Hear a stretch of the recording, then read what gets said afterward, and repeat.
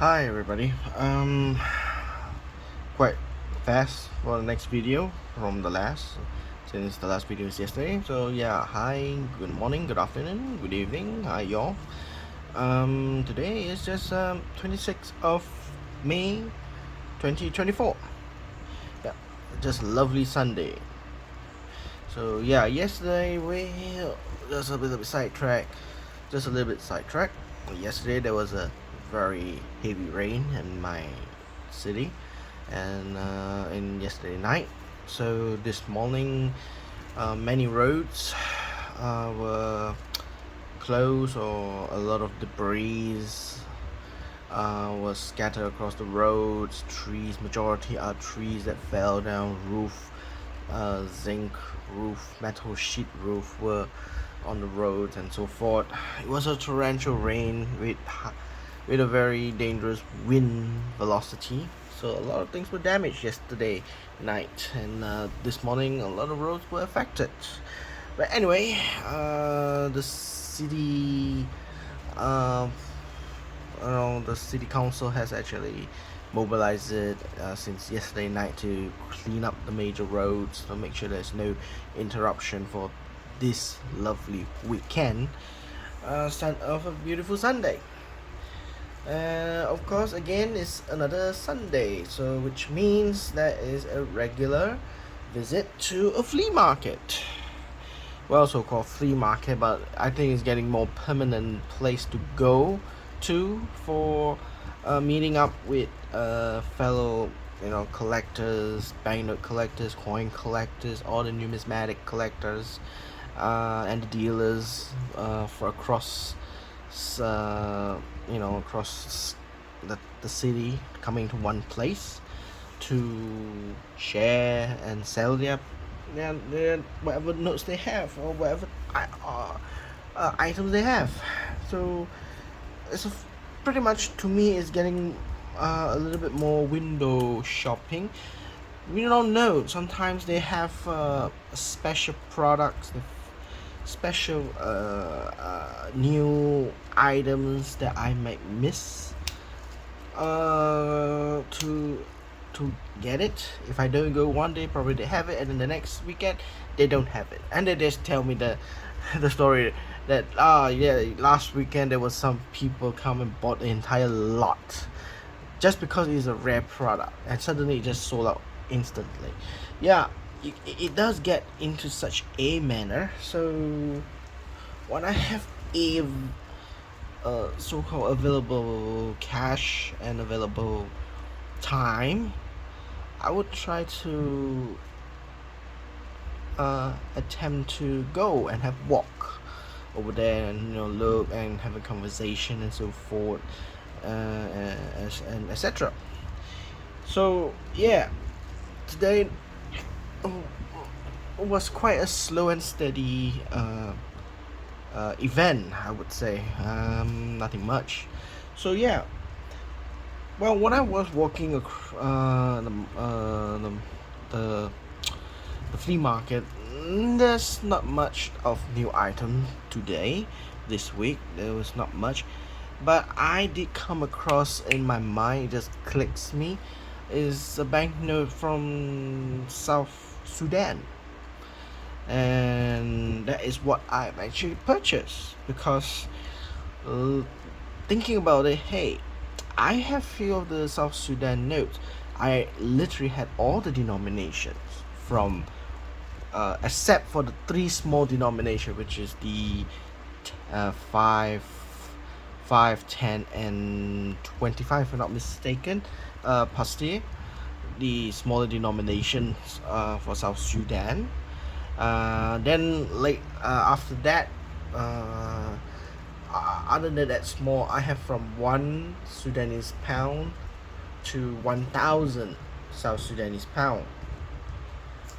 So I have all the denomination from the smallest to the largest, except the three sub denomination, which is the pastia. That one is considered the most difficult to find for South Sudan's banknotes.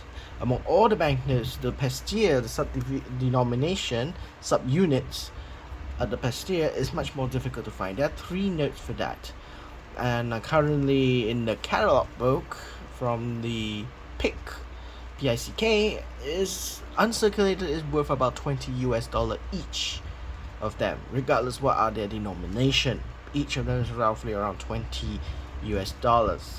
But then I started to realize the first series of issue is 2011, where the subunits and the regular normal units, the Sudanese pound and the Pasteur, during 2011 issues, they were much more valuable compared to the ones with the year like 2015 onward, where they started to pick up inflation.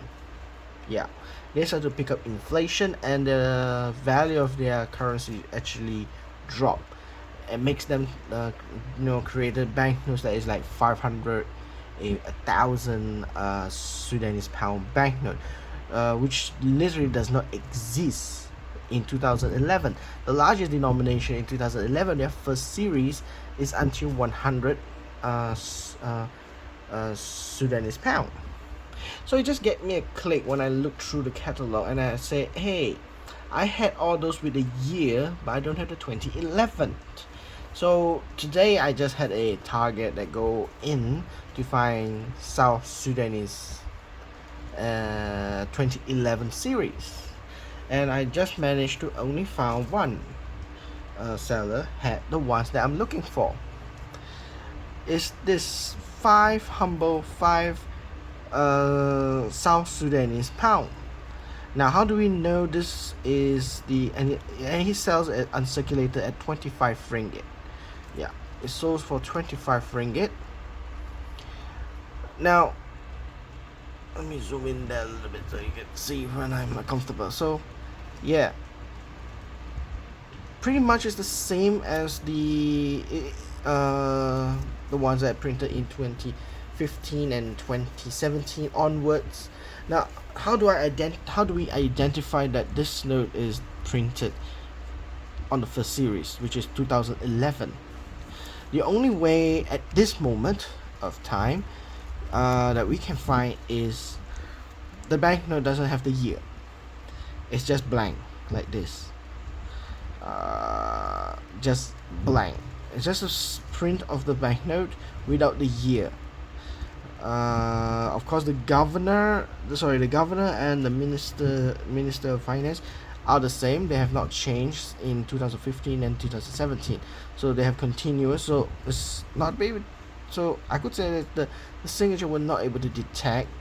So the only way that I found that able to detect this is 2011 banknote is 2011 banknotes. They don't have the year. Where else the other ones that later prints, which is after 2011, would be in 2015.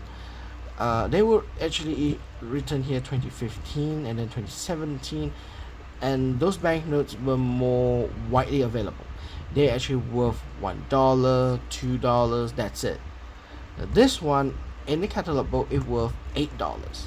$8 times 4.7 to the roots the ringgit, that's roughly around 38 to 40 ringgit. So I actually bought a good profit margin on this one at 25 ringgit. So actual price in the catalog book in the market is around 40 ringgit. I bought it for 25 ringgit. So it's it was a reasonable deal. But knowing that, trying to find this kind of banknote, and most of his banknotes for South Sudan all have the so-called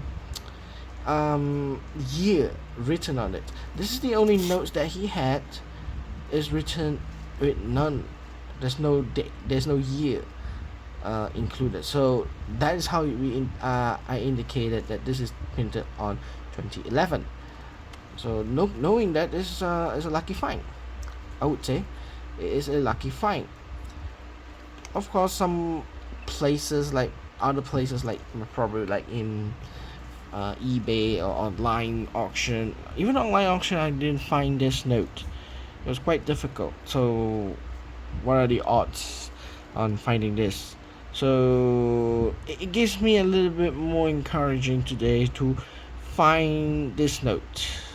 I was thinking of trying to get other notes than this. There's the 10.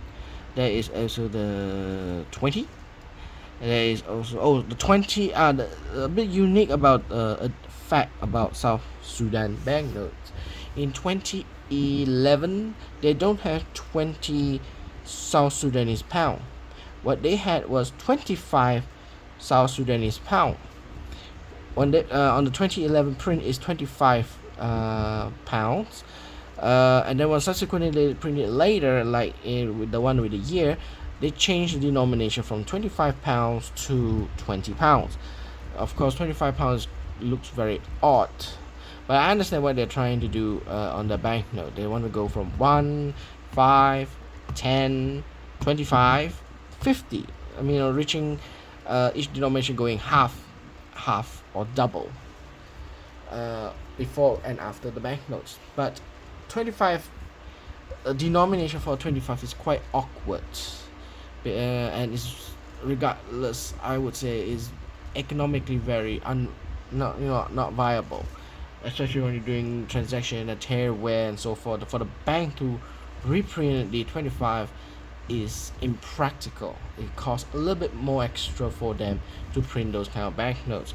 So in the latest, after the 2011 print, the next print was 2015, they decided to change the denominator from 25 pound to 20 pound. And that denomination change, we know the colors didn't change, the pattern, the design didn't change. They just changed the denomination from 25 to 20 pounds. So that the 21 is much easier, and I actually found the 25 a long time ago. It cost me a lot. It cost me about 88 ringgit, around 85 ringgit. I got that note. Yes, it is much more rare and more unique. The first series, they are much more expensive to get, as far as I can tell. So in my collection for the South Sudan, for the first series, I'm missing is the 3 sub units, the Pasteur, 5, 5, 10, 25. I'm missing that 3. I have the 1 pound. Now I have the 5. I don't have the 10. I don't have the 50 and the 100. Of course, the 50 and the 100, the bigger the denomination, the more expensive it is. They're worth quite a sum, more than 100 ringgit, 150 ringgit, and so they are much more difficult to find. But of course, among all, the most difficult to find in that first series is still the subunit, the Pasteur, that three denomination, which is 5 Pasteur, 10 Pasteur, and 25 Pasteur, if I pronounce the word correctly. Pasteur is originally was used by the French in the banknotes. So the closest to my country that they use Pasteur is actually Cambodia, Vietnam, and Laos, which is formerly a French colony, Indochina. So a lot of the Indochina French colonial banknotes, they have Pasteur on it. So if that is Far East has under French rule have that so-called subunits, most probably in Africa they do use the same, and probably Oceanic colonies and Atlantic colonies, they use the same. So yeah, not much today, just a very short clip of about 15 minutes. Since yesterday I already presented a lot of my notes yesterday, so today is just only this one for my record. So if you all have any information about it, do just plug in your comments below this video.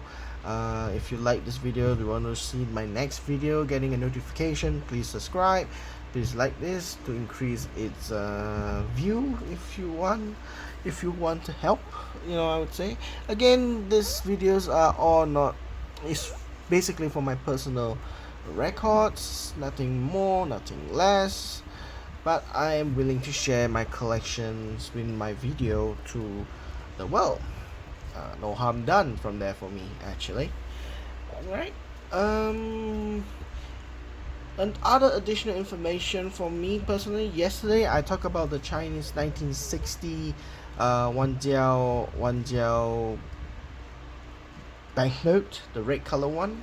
If you look at my previous yesterday's video, um, today I decided to send it to a local graders rather than PMG. I know some might consider say, hey, why don't you send to PMG? The reason is because for a more personal ground.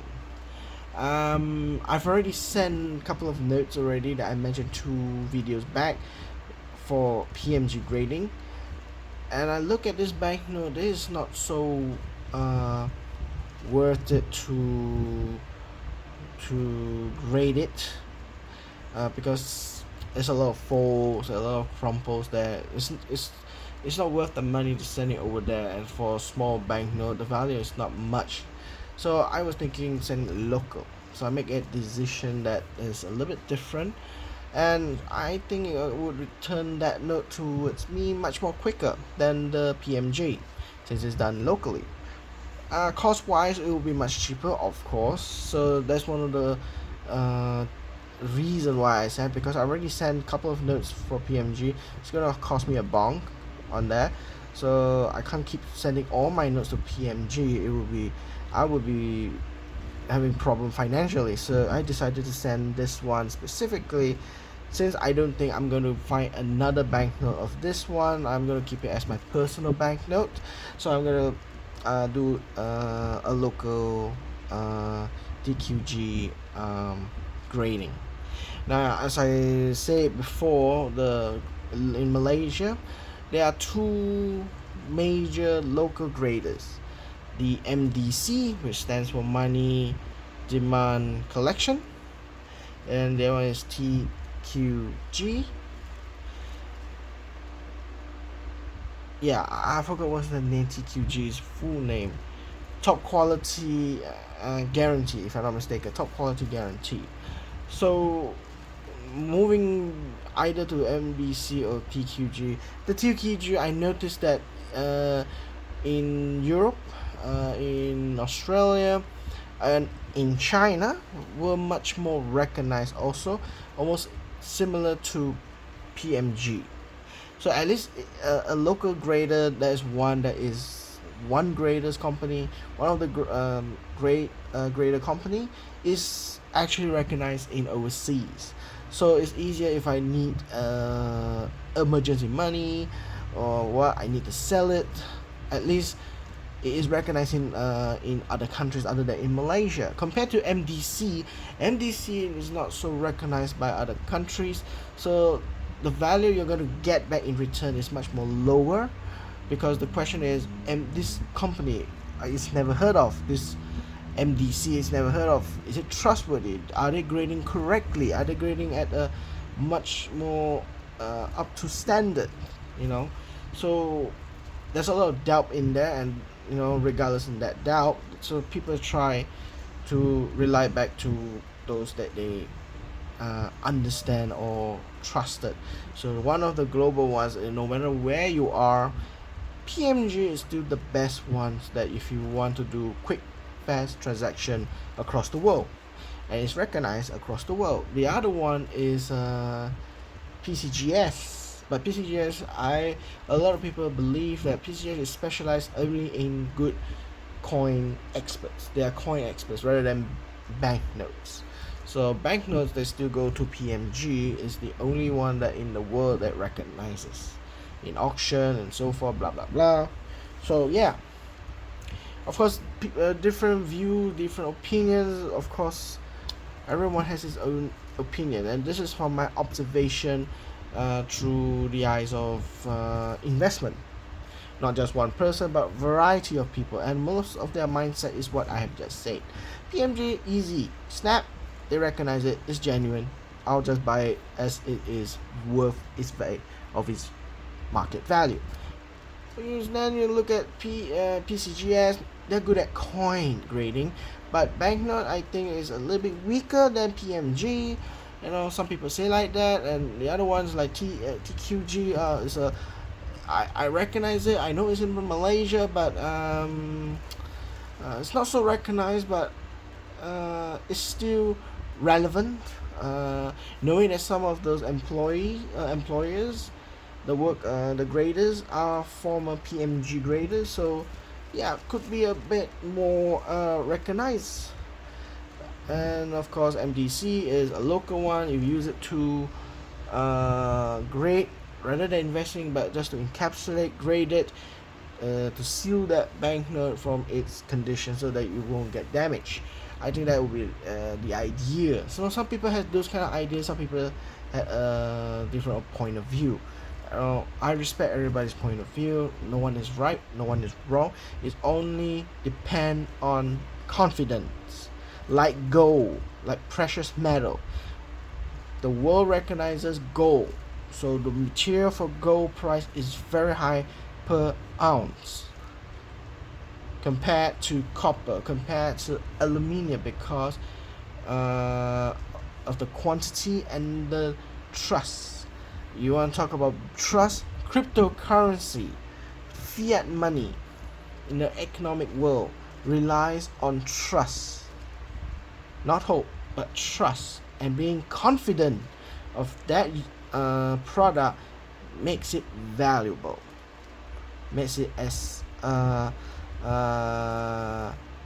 asset worthy for high net worth, as I would put it that way.